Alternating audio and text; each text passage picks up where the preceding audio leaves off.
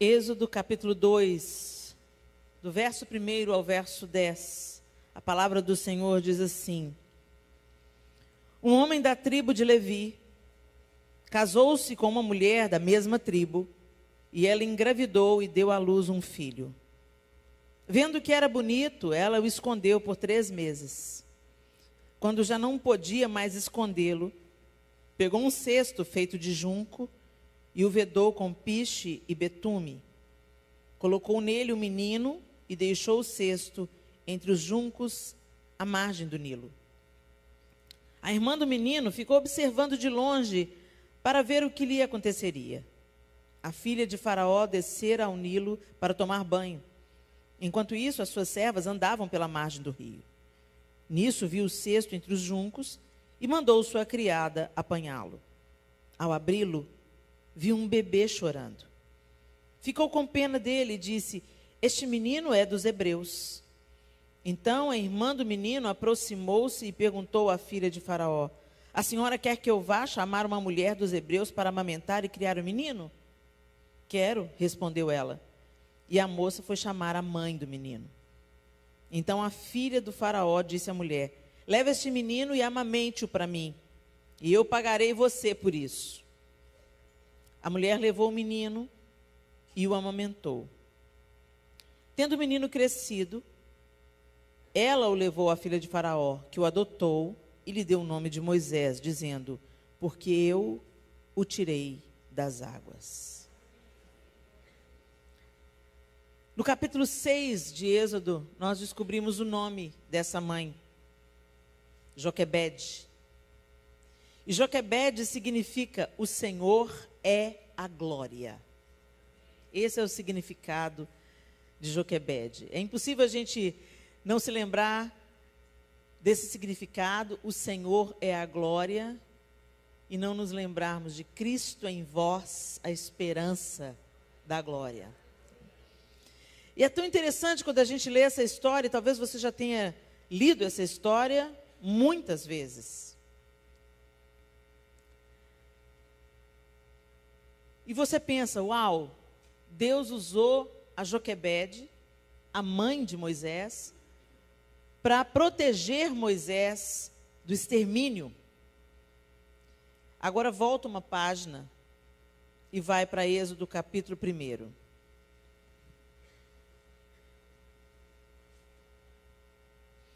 Verso 15.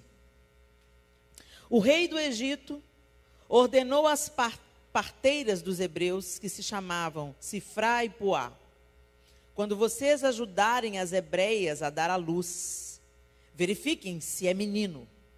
Se for, matem-no. Se for menina, deixem-na viver. Todavia as parteiras temeram a Deus e não obedeceram às ordens do rei do Egito. Deixaram viver os meninos. Então o rei do Egito convocou as parteiras e lhes perguntou: Por que vocês fizeram isso? Por que deixaram viver os meninos? Responderam as parteiras ao Faraó: As mulheres hebreias não são como as egípcias. São cheias de vigor e dão à luz antes de chegarem as parteiras. Deus foi bondoso com as parteiras, e o povo ia se tornando ainda mais numeroso, cada vez mais forte. Visto que as parteiras temeram a Deus, ele concedeu-lhes que tivessem suas próprias famílias. Por isso, o Faraó ordenou a todo o seu povo: lancem ao Nilo todo menino recém-nascido, mas deixem viver as meninas. E aí, logo se segue a ilustração de Joquebede. Perceba comigo de como, quando mulheres se posicionam de acordo com a vontade de Deus, muitas e muitas vidas são poupadas. Isso começa dentro da nossa própria casa. Quando nós nos posicionamos como guardiãs do lar, como a história na nossa casa é diferente. Quando você vai numa prisão, numa instituição de detenção, e você conversa um pouco, tanto com homens e com mulheres que cometeram alguma infração, algum crime e estão presos. É reincidente um pai abusivo, uma mãe negligente, uma mãe ausente, a ausência de pai e mãe. Como uma vida de desordem começa com a falta da estrutura familiar, com a falta da ternura no próprio lar, com a falta do comprometimento com os seus devidos papéis. Gente, eu não tenho nada contra mulher trabalhar fora, mulher estudar e se preparar e se tornar... O maior orgulho que eu tenho quando eu entro numa aeronave, eu sei que a mulher o piloto é mulher. Eu fico toda, uau, essa mulherada é maravilhosa, né? É lindo a gente vê a mulher conquistando lugares nunca antes sonhados. Mas o problema é que a gente levou o coração para a carreira e deixou os restos dentro de casa. Os restos da paciência, os restos da gentileza, o resto da solidariedade. A gente dá o melhor para o trabalho, a gente se dá para a carreira, a gente se esforça, a gente estuda, trabalha, estuda, a gente vai, se supera. Conquistamos cargos elevadíssimos. Aqueles que estão acima de nós em posição de liderança fazem uma solicitação, imediatamente nós atendemos.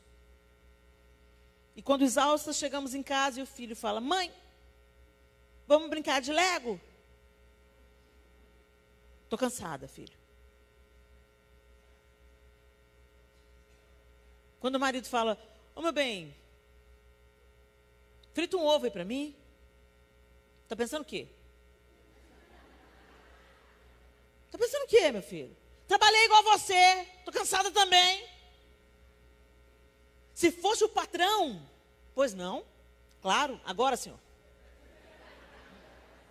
Nós levamos o nosso melhor para fora e deixamos os restos para dentro. Haja visto que para visita você coloca taça. E para o pessoal de casa você coloca um copo de requeijão. Nada de errado com o copo de requeijão, se esse é o melhor copo que você tem. Agora, eu não entendo o princípio, o melhor para visita e o resto para a família. Eu não entendo esse princípio. Então, a mulher, ela começa a modificar e semear dentro da própria casa. Ela começa... A gente fala assim muito em empoderamento feminino. Você quer maior empoderamento feminino do que educar a próxima geração de homens? Ensinar para os homens: escuta aqui, garoto. Você está doido de bater na sua irmã? Ela é mulher, rapaz. Respeita as minas. Outro dia meu filho estava dirigindo, aí uma mulher fez uma barbeiragem no trânsito. Aí eu falei: ei, olha lá, é mulher. O que que é? Você é filho de chocadeira? Ele: não, mãe, mas ela fez. Pois, se fosse um homem fazendo, você não falaria: ah lá, é homem. Você faz xixi sentado, meu filho? Olhou para mim com a cara estranha. Não. Você usa maquiagem para ir no casamento? Não. Salto longo. Mãe, onde a senhora quer chegar? O que eu quero chegar é o seguinte: homens são homens, dirigem como homens. Nós somos mulheres, dirigimos como mulheres. Se eu não faço nada igual ao homem, por que na hora de dirigir eu tenho que ser um homem? Agora, alguma coisa certa a gente deve fazer, inclusive porque o nosso seguro é mais barato. E ele virou para mim e falou assim: tá aí, mãe, nunca pensei nisso. Mulher dirige como mulher. Mulher é mais cautelosa. Mulher... Agora, também tem que respeitar a individualidade. Tem mulheres que foram estimuladas desde cedo a serem mais desbravadoras. Umas ficaram brincando de boneca, outras subiram no coqueiro. Tem diferença de temperamentos. E isso vai refletir na maneira como você faz as coisas. Respeita a individualidade, respeita o temperamento e respeita o gênero também. Ela é mulher e deve dirigir como uma mulher. Ela não tem que dirigir como um homem para ser considerada boa. E é isso que a gente tem abandonado, meninas. A mulher é da gentileza. A mulher é do acolhimento. A mulher é da generosidade. Você quer generosidade maior do que você cozinhar para alguém? Você não mata a sua fome. Você nutre o afeto. Você promove a reunião em torno da mesa, onde você discipula pessoas, amigos, amigas, mãe, pai, irmãos, filhos. A mulher é que apresenta ao filho a questão da solidariedade, da empatia, é do feminino. É natural da mulher. Essa influência é que vai gerar um homem. Quando você vê um homem sensível, afetuoso, você pode saber, ele teve uma mãe que inaugurou isso dentro dele. A minha mãe falava para os meus irmãos homens: se entrar uma mulher grávida no ônibus, dá lugar. Meu filho, uma vez meu irmão estava me batendo. Minha mãe pegou ele de jeito. Você é louco? Homem não bate a mulher, você é superior em força física. Jamais um homem abusa da sua superioridade de força física para bater numa mulher. Aí eu me folguei, né? Achei o máximo. Na próxima oportunidade eu sentei a mão na cara dele. Aí a minha mãe falou assim: você é louca? Você é louca, Leninha? Uma mulher jamais bate na cara de um homem. Mulheres respeitam homens. Homens respeitam e cuidam de mulheres. Parece uma coisa antiga, né? Mas que influência e força Dona Helena teve na minha vida e na vida dos meus irmãos. E como isso transborda para a vizinhança. Minha avó era uma mulher tão forte, tão maravilhosa, na sua feminilidade, de seios fartos e barriga grande, que acolhia todo mundo. E quando alguém adoecia no bairro, era nela que as pessoas vinham. O que eu faço? Dona Ferina, o que eu faço? Como é que eu ajudo esse menino? Pode deixar que eu vou fazer um chá. Ele vai ficar bom. Como a gente perdeu isso? E aqui a gente encontra Joquebede. Antes dela, as parteiras. Como que mulheres que trazem a vida poderiam tirá-la? A infelicidade de Faraó é que ele procurou 2 mulheres para fazer a proposta. Mulheres que também desejavam ter famílias, mulheres que também desejavam ser mães, mulheres que sabiam o que era a vida eclodindo de dentro de outra mulher, mulher que trazia filho para a vida. Como é que uma mulher que gera vida vai matar? Esse foi o grande equívoco. Você não pede para uma mulher matar. Mas o que está acontecendo na nossa sociedade? Onde nós nos desviamos tanto.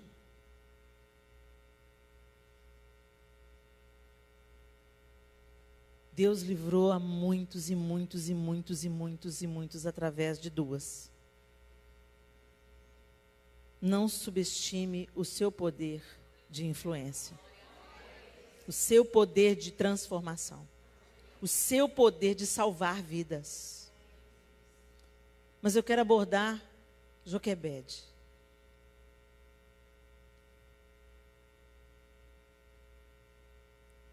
Joquebede olhou para Moisés. Como julgar o seu próprio filho no rio?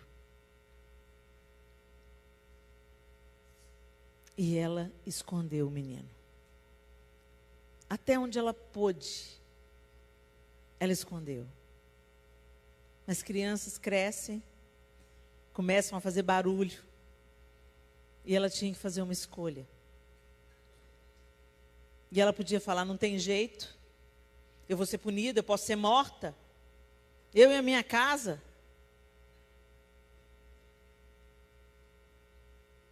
Mas ela construiu um cesto de junco. É interessante que o junco é aquela planta que cresce na umidade das margens do Nilo. E ela tece, então, o cesto feito de junco. E o texto diz que ela passa betume para a água não entrar. E ela entrega o filho aos cuidados de Deus. Ela não teria coragem de lançá-lo às águas, então ela prepara um ambiente onde ele teria possibilidade de sobreviver. Será que nós estamos dispostas a construir cestos de junco para essas crianças que estão aí fora? O junco era alguma coisa que Joquebede tinha à mão. Não era algo difícil. Não era algo que ela tinha que caminhar milhas para buscar. Não era um material nobre, não era ouro, não era prata, era junco. Deus quer usar o que você tem. Para de olhar para o que Deus está fazendo na vida da outra, como que Deus está usando a outra, como é que Deus está levantando a outra. Gente, ministério é serviço voluntário ao próximo. Ministério não é lugar de autopromoção. E tem muita gente que está sendo desviado do propósito de Deus porque está recebendo o financiamento e o aval de Satanás, que continua financiando projetos de poder pessoal.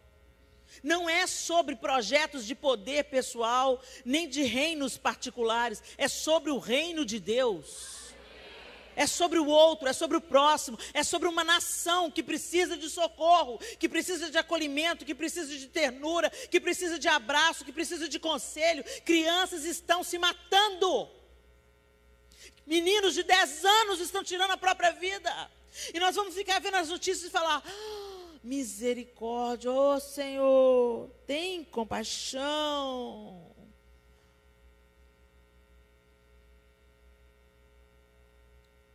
A palavra ação está dentro da palavra oração. Orar é agir. E agir orando. Orando, agindo. Certamente Joquebede confiou em Deus quando ela pôs aquele cesto na água. Mas ela fez alguma coisa.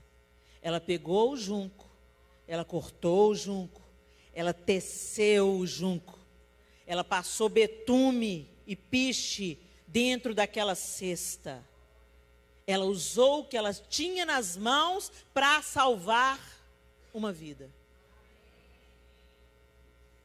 E você? Deus te deu dons, talentos, possibilidades, condição, inteligência, formação. E você vai fazer o que com isso? Alguns anos atrás, eu vim a Maceió. Na época, eu e o João cantávamos no Ministério Diante do Trono. E teve um show. E nós dois precisávamos muito de ter um tempo a sós. E tinha um feriado. Logo depois da ministração, o João ia ter uma folga. O João é professor de matemática. E naqueles dias, o colégio que ele dava aula ia emendar. E minha mãe ficou com as crianças. E nós decidimos ficar alguns dias aqui em Maceió para conhecer a cidade, para desfrutar das belezas que essa cidade tem. E foi um tempo muito apropriado. E um dia eu e o João Lúcio saímos andando a pé pela orla com essa cor única que tem aqui em Maceió, esse mar. E a gente veio andando, mas eu não consegui desfrutar de descanso nessa cidade. Porque a cada 50 metros eu encontrava uma criança mendigando. Eu nunca vou esquecer de estar sentada numa cadeira na praia e uma mãozinha afagou o meu braço. Eu levei um susto. E quando eu olhei, aquela criança não tinha mais de 3 anos de idade. Não tinha. E eu olhei para ele, para aquele menininho e falei: ei! Ele, ei! E fez assim com a mãozinha. Eu falei: eu não tenho. E eu não tinha mesmo. Deixei a carteira no hotel, a gente veio andando, só passeando. E ele olhou para mim, o rostinho todo sujo. Parecia uma foligem de carvão, assim. Ele olhou para mim, olhou para a rua, olhou para mim de novo e saiu correndo. E eu, volta aqui, vem cá, qual que é o seu nome? E ele não quis saber, saiu correndo. E aquele menino, que na minha concepção tinha 3 anos, entrou na avenida da Orla e atravessou. E eu fiquei, meu Deus, meu Deus, meu Deus. E alguém que estava perto falou assim, ele sempre vem. Tem um adulto esperando eles do outro lado. Eu fiquei arrasada. Arrasada. Mas o que eu podia fazer? Eu só podia orar. E eu falei assim com Deus, Deus, eu quero ajudar de algum jeito, mas eu não sei nem por onde começar.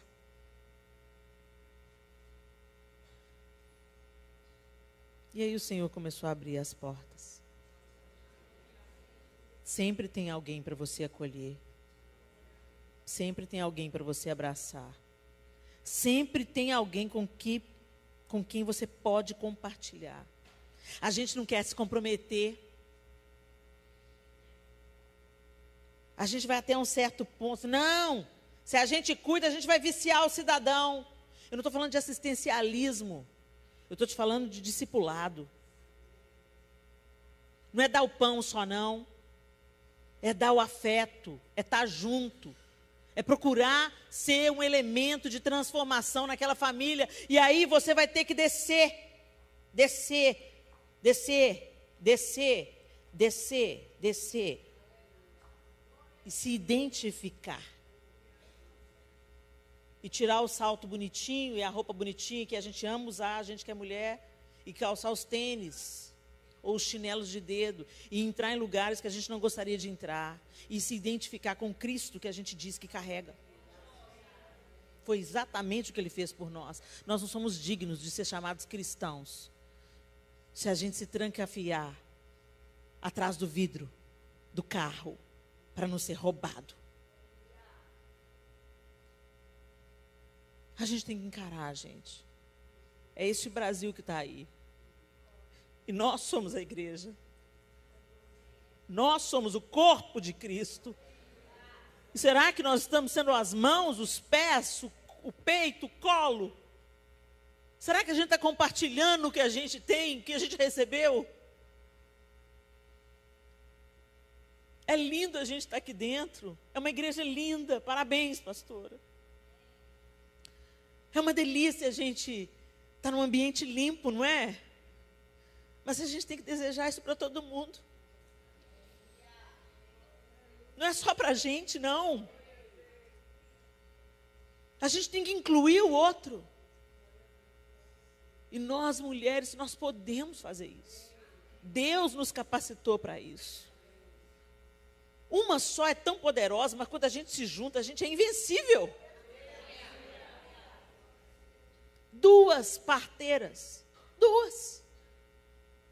O texto cita 2. Que fizeram a diferença. Sabe-se Deus lá com quantos bebês que elas salvaram. Uma enfermeira na Segunda Grande Guerra. Uma enfermeira salvou centenas de crianças, contrabandeando as crianças, até dentro de caixões, convencendo os pais nos campos de concentração, me dá o seu filho para eu cuidar, para ele ter uma esperança de sobrevivência. E ela tirava os meninos dos campos e levava e inseria em famílias. Uma mulher. Minha linda, você está aí sendo intimidada por Satanás, sofrendo por churumelas, por coisas que não fazem a menor diferença. Deus te chamou para gerar vida e não foi apenas com seu útero, não. Foi com seu coração.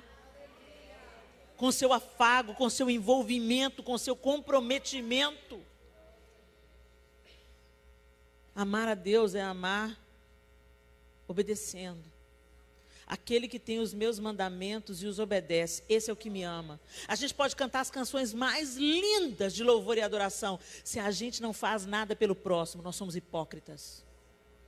Se a gente não se envolve com o outro, a gente está mentindo para nós mesmas.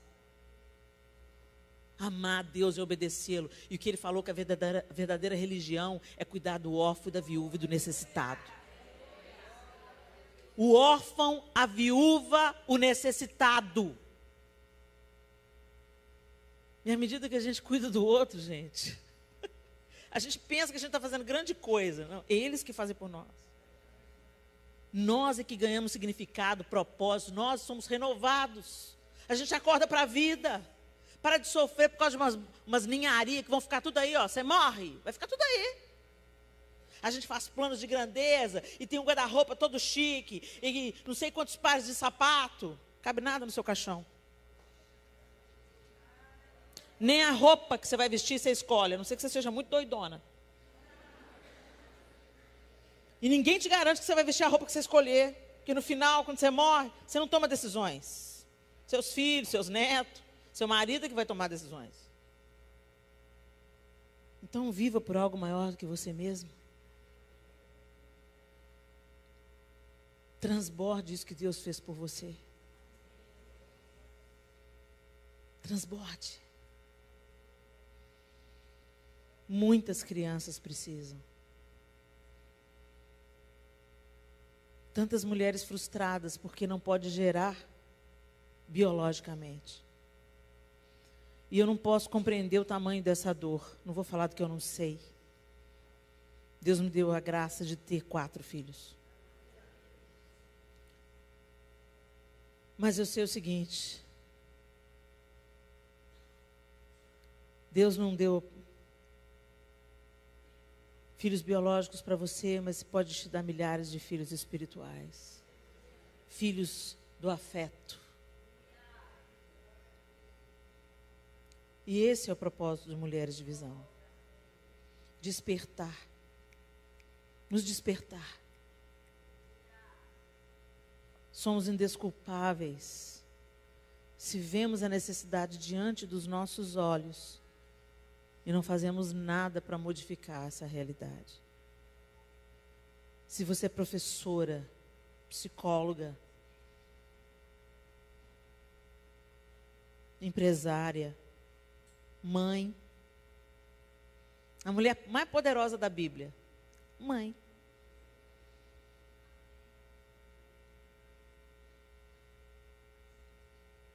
Nós podemos transformar o nosso ambiente. Como dentistas, como médicas, como profissionais liberais, nós podemos fazer diferença. Como donas de casa, nós podemos fazer diferença. Como estudantes, nós podemos fazer diferença. Nós podemos fazer diferença. Ah, Helena, mas eu sou tão pequeno. Moisés era gago. José era o menor da sua casa, desprezado pelos irmãos.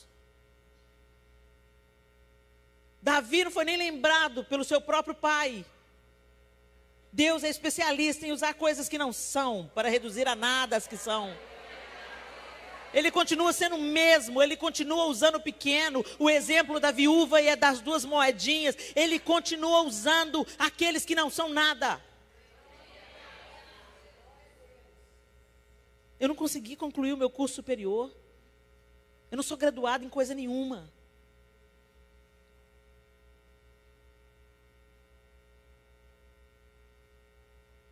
Eu só sou uma mulher sedenta para ver a vontade de Deus sendo cumprida.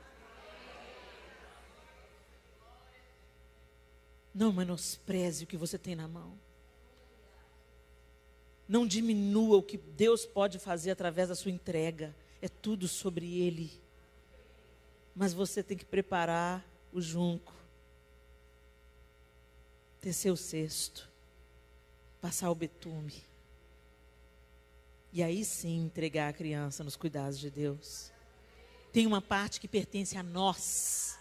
Não adianta erguer a mão e falar: ah, Senhor, cura, liberta, transforma, salva. Vai lá, vai abraçar, vai se envolver.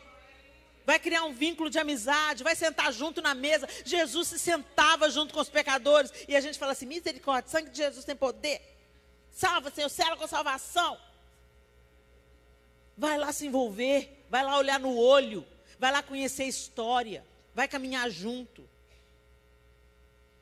Isso é fazer discípulos. Se envolvendo como ele se envolveu. Eu queria que por um breve momento você fechasse os seus olhos. E você fizesse uma retrospectiva da sua vida. Que você traga à sua memória o que Deus fez por você até aqui.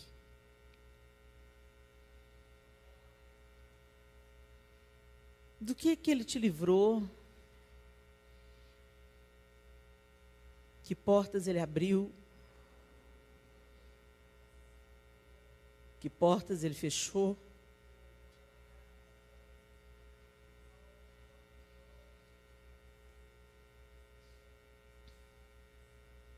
Quantas dádivas, livramentos, força na hora da adversidade. Quantas pessoas Ele mandou para te preparar, para te treinar, para te capacitar, para te amparar, ou só para te dar um abraço num dia difícil.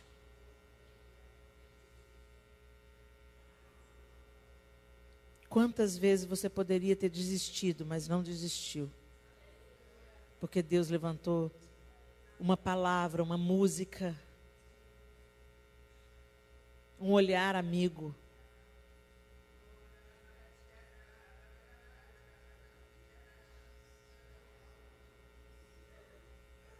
Você recebeu tanto capacitação, inteligência, fluidez. Deus te prosperou financeiramente, ou Deus tem sustentado você cada dia da sua vida. Tem te faltado nada.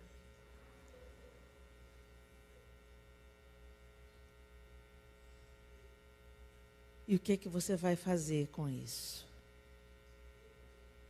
Com toda dádiva, toda gratidão, toda provisão, com a cura que você recebeu, física, emocional, espiritual.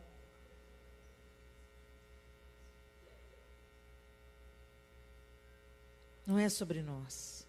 Como diz a canção, não é sobre nós e nem sobre aquilo que podemos fazer, é tudo sobre Ele.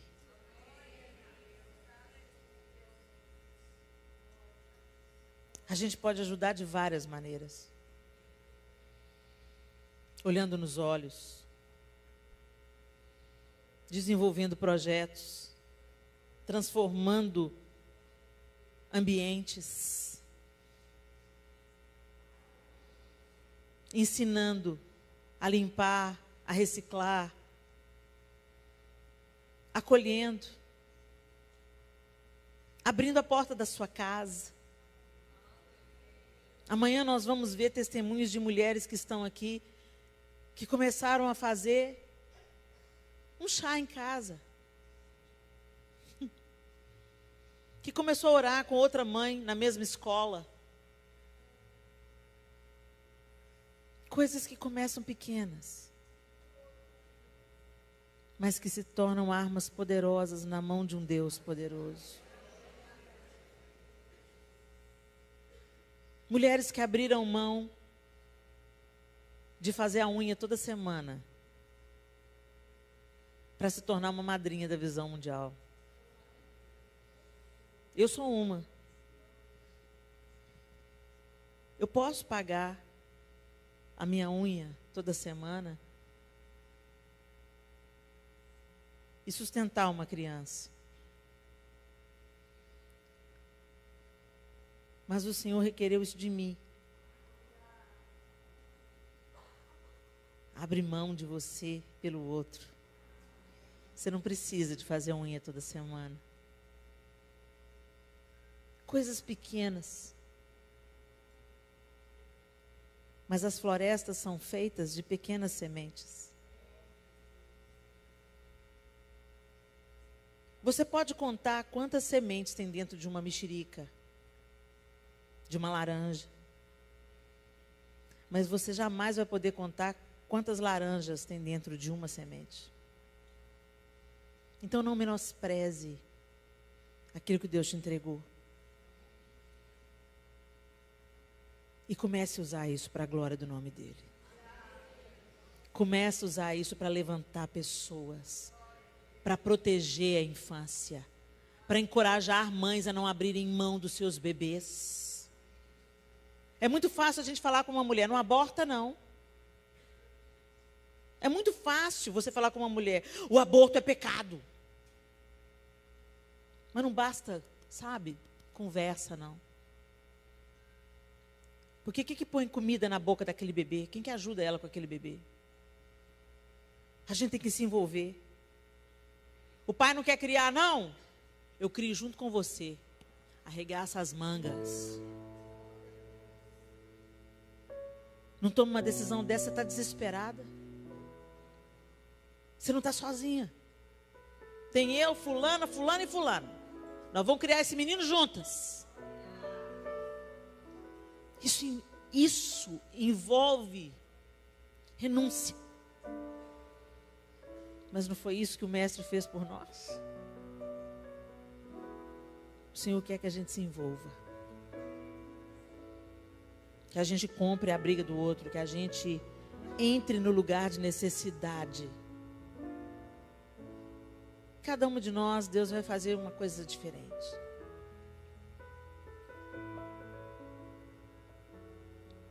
Ele só precisa que a gente diga, ok, eis-me aqui. Eis-me aqui. E quando a gente diz eis-me aqui, gente, é para Deus fazer do jeito dele, não é do nosso. E sim, vai envolver renúncia. E sim, você vai perder privilégios. E sim, você vai abrir mão de coisas para você pelo outro. E sim. Mas seja bem-vindo ao cristianismo. É isso que é seguir Jesus. Fazer exatamente o que ele faria. Perseguir os seus passos.